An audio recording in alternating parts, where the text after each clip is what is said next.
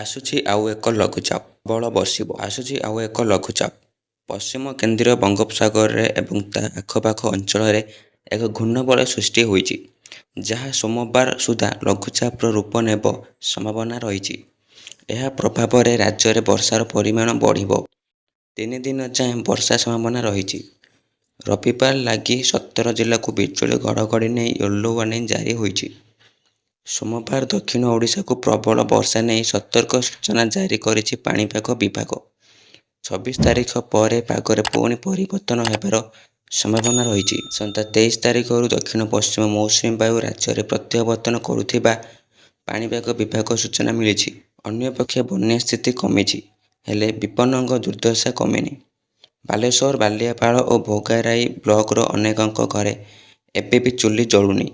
ଶୁଖିଲା ଖାଦ୍ୟ ଖାଇ ଦିନ କଟୁଛନ୍ତି ବିପନ୍ନ।